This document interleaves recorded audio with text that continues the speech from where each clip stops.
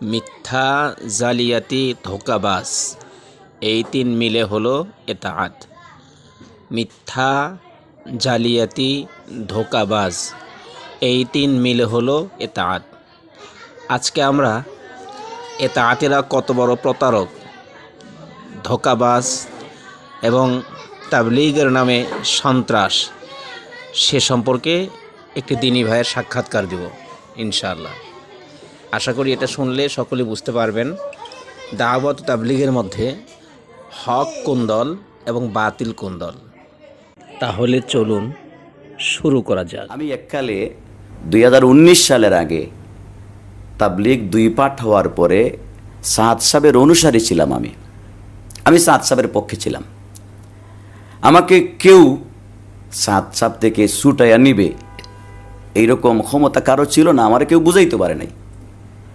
কিন্তু আমি এত উলামায়ে কেরাম, শেষ পর্যন্ত শাইখুল ইসলাম আল্লামা আহমদ শফি সাহেব ও সাদ সাহেবের বিরুদ্ধে অবস্থান নিছেন পল্টন ময়দানে, এটা দেখার পরে আমার একটু সন্দেহ লাগলো। উনি তো আধ্যাত্মিক জগতের রাহবর, উনি তো কাশফওয়ালা মানুষ, দিল আয়নার মতো স্বচ্ছ। উনি যখন বিরুদ্ধে অবস্থান নিছেন তাহলে কিছু একটা আছে। মনে মনে কই সুযোগ খুঁজি। তো 2019 সালে সাদ সাহেবের পক্ষের নিজামুদ্দিনে জুরের আয়োজন করা হলো। তখন সম্ভবত অগাস্টের 31, অক্টোবরের 1-2 এরকম হবে। তো আমি জুরে যাওয়ার সুযোগ হয়েছে। জুরে গেলাম, 25 দিন ছিলাম। আমি নিজামুদ্দিনের জিম্মাদার সাথীদেরকে অনেক প্রশ্ন করছি। আমি কোনো প্রশ্নের সঠিক কোনো সুরাহা পাইছি না।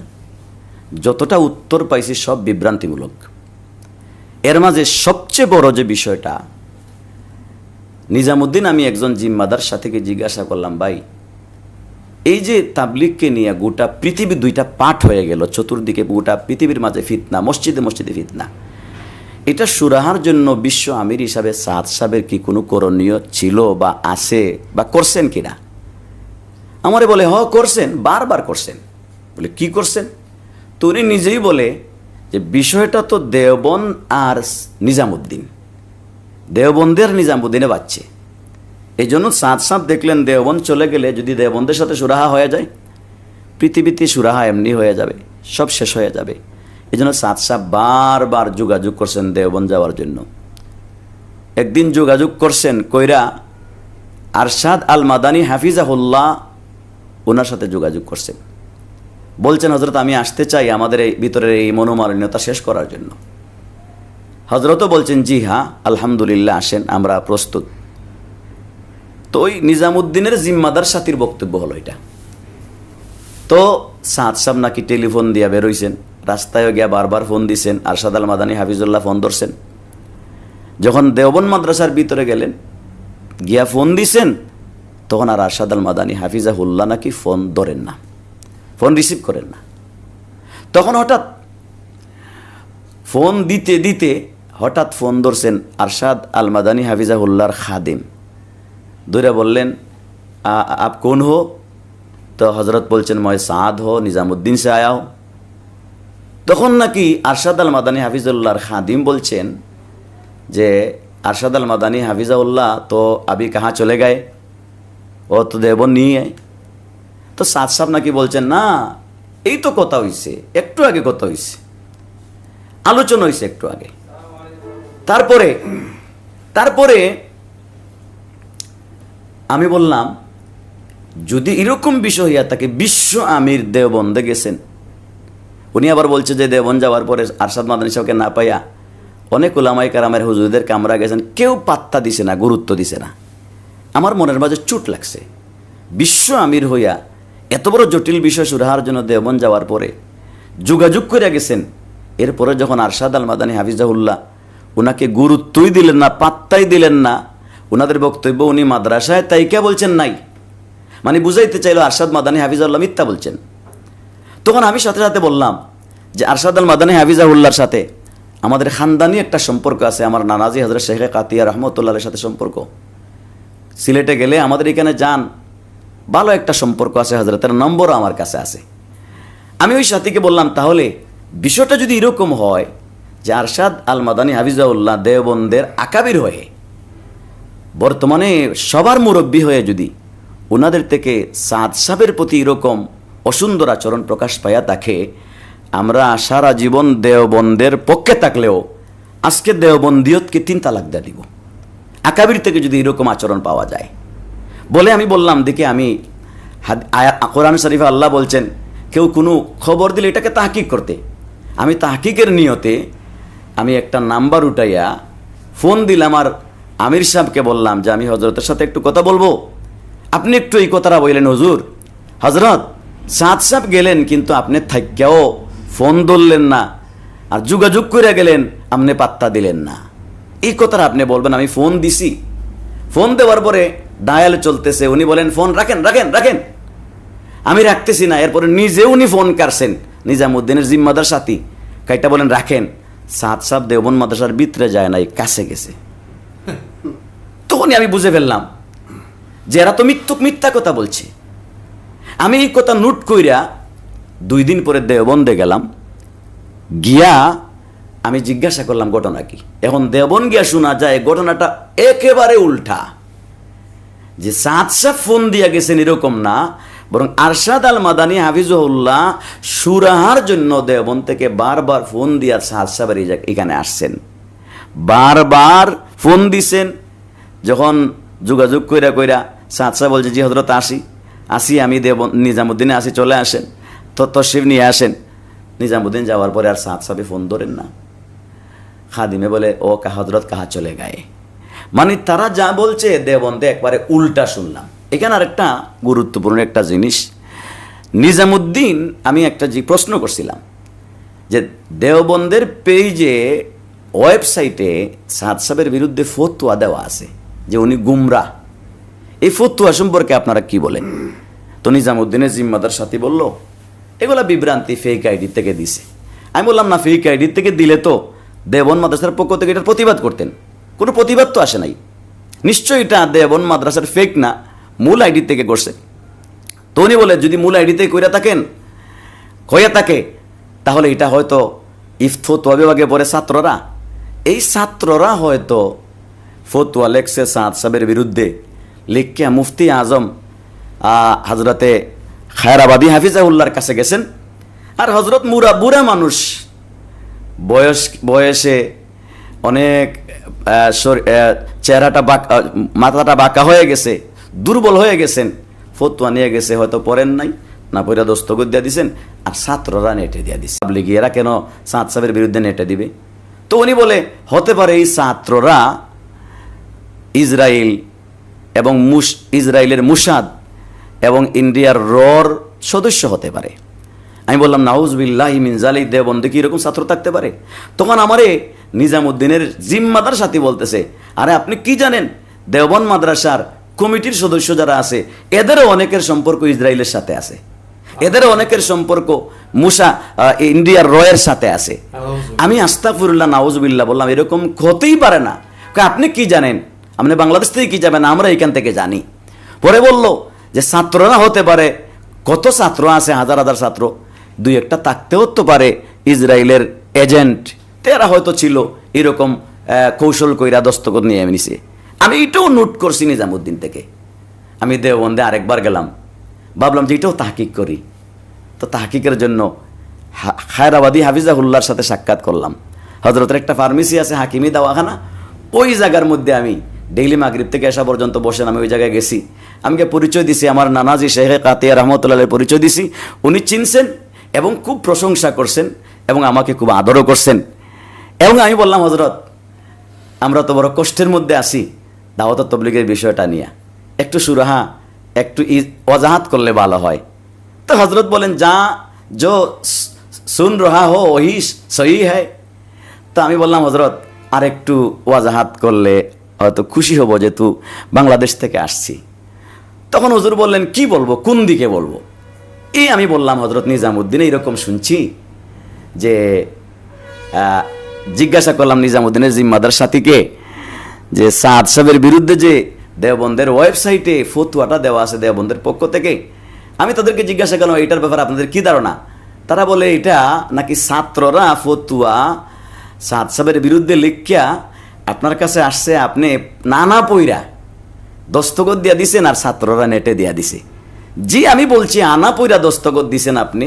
হজরত চেয়ার থেকে দাঁড়ায় গেছেন আর বলতেছেন কি জালিম নে কাহা, কোন জালিমে, কোন অত্যাচারী জুলুমকারী এই কথা বলল যে আমি আনা বুঝা দস্তখত দিছি।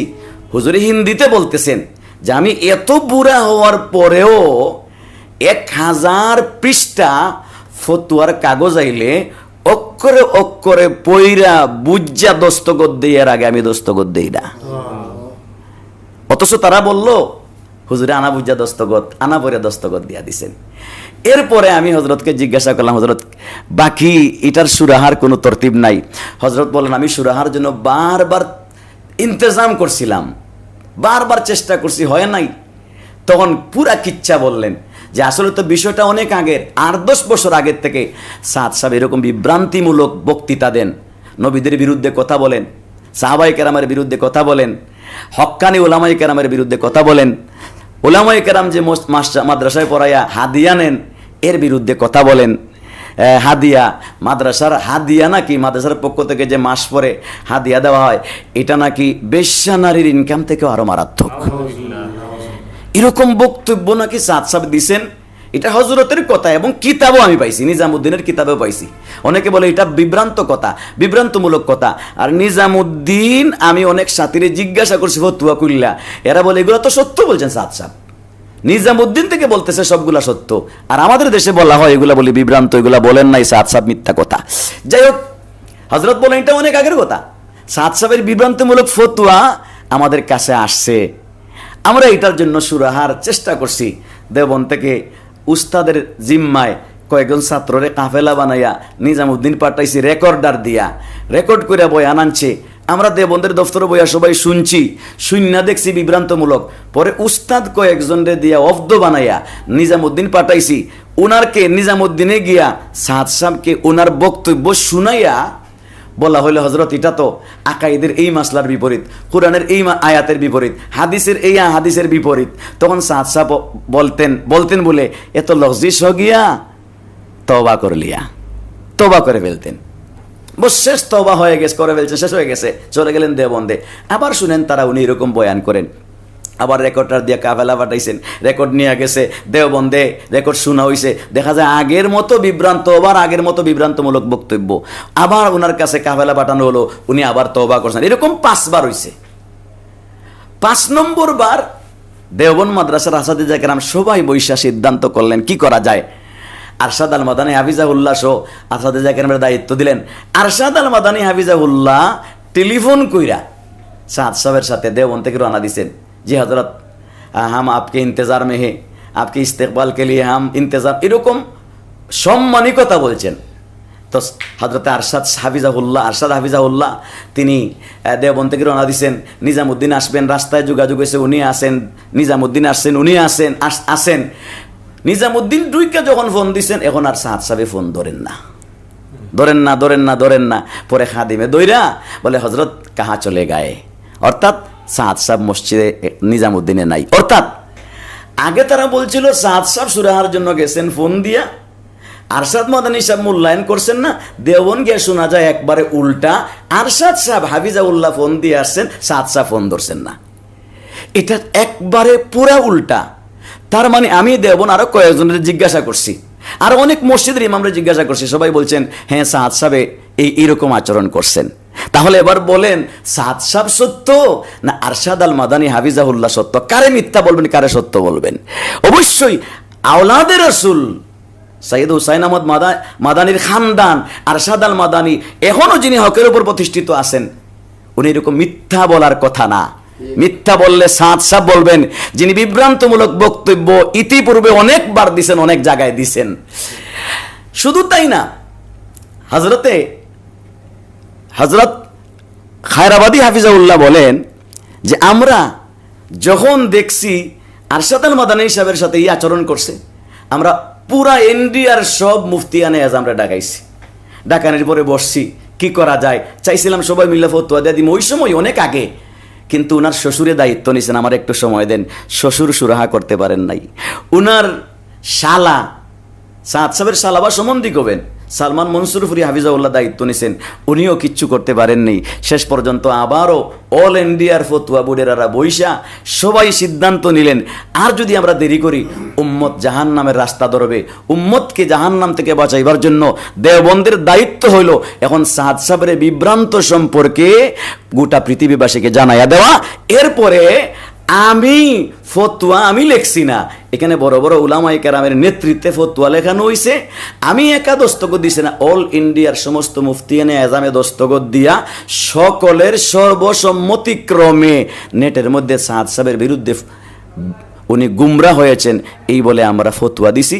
এই ফতোয়া এতদিন পর্যন্ত চলবে যতদিন পর্যন্ত সাদ সাহেব প্রকৃতপক্ষে তওবা কইরা উনি ভ্রান্ত পথ থেকে ফিরা না আসবেন, এই ফতোয়া নেটে থাকবে, আমরা উড্ড করব না। এই আলোচনার থেকে বোঝা যায় সাদ সাহেব যে আমরা শুনি তওবা করছেন, উনি তওবা করলেও আবার তওবার বিরোধী কাজ করেন, আগের মতো কাজ করেন। একজনে একটা গুনাহ কইরা তওবা করলো, আবার যদি গুনাহ করে তে আগের তওবা থাকে না, আবার তওবা করলো, আবার যদি গুনাহ করে তে আগের তওবা থাকে না। এরকম কইরা উনি বারবার তওবা করেন, বারবার বিভ্রান্তমূলক বক্তব্য দেন। আমি এই ছোট্ট লাইভ থেকে দেশবাসী বিশ্ববাসীর কাছে আবদার জানাই, আগামীকালকে 5 তারিখের সমাবেশ এই সাদ সাহেবের বিরুদ্ধে এবং সাদপন্থীদের বিরুদ্ধে। আজকে ওলামায়ে কেরাম সাদ সাহেবের বিরুদ্ধে আস্থা বাংলাদেশের ওলামায়ে কেরাম ঐক্যবদ্ধ হয়েছেন সব এক প্ল্যাটফর্মে। এখানে কোনো দলাদলি নাই। সাদ সাহেবের ব্যাপারে আস্থা বাংলাদেশের ওলামায়ে কেরাম এক, সব ঐক্যবদ্ধ হইয়া আগামীকালকের সমাবেশ আমি দেশবাসীর কাছে আবদার জানাবো, সমাবেশকে সফল করেন।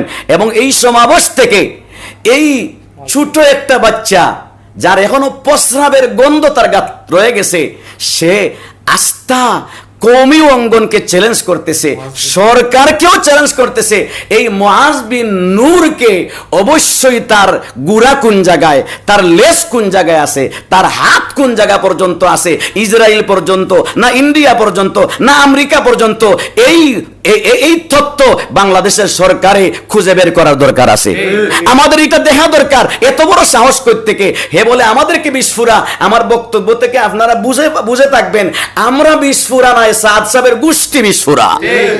এই বিস্ফোরাকে এখন খতম না করলে সামনে ক্যান্সার হবে, ক্যান্সার হলে হয়তো আস্থা বাংলাদেশ আক্রান্ত হবে। বাংলাদেশ আক্রান্ত হওয়ার আগে এখনই বিস্ফোরাকে অপারেশন করার দরকার আছে। এদেরকে অপারেশনের জন্য আগামীকালকের জিহাদের ডাক দেওয়া হয়েছে, সমর্থন করবেন। যারা যেতে পারছেন না, এই আগামীকালের সমাবেশের জন্য কমপক্ষে রোজা রাখেন, দোয়া করেন, সদকা খায়রাত করেন, আল্লাহ যেন সমাবেশকে সফল করে। এবং যারা সমাবেশে গেছেন তাদের প্রতি আমার ছোট্ট একটা আবদার, আমার কানে আসছে, ঢাকার অনেক বাড়ি থেকে খবর পাইছি আপনাদেরকে ফ্রি খানা দিবে।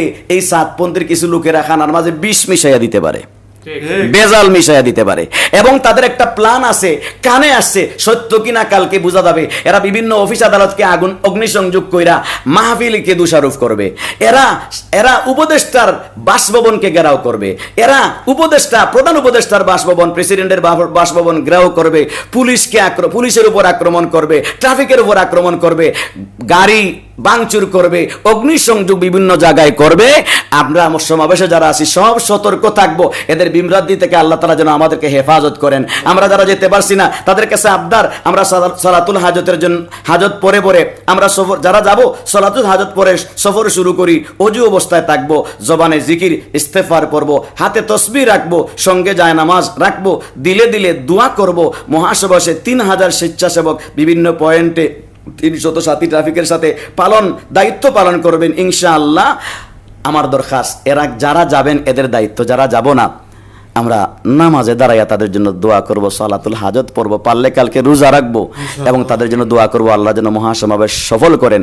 কালকের যদি মহাসমাবেশ সফল হয় তাহলে ইনশাআল্লাহ বাংলাদেশে আর ক্যান্সার কোনোদিন দেখা দিবে না।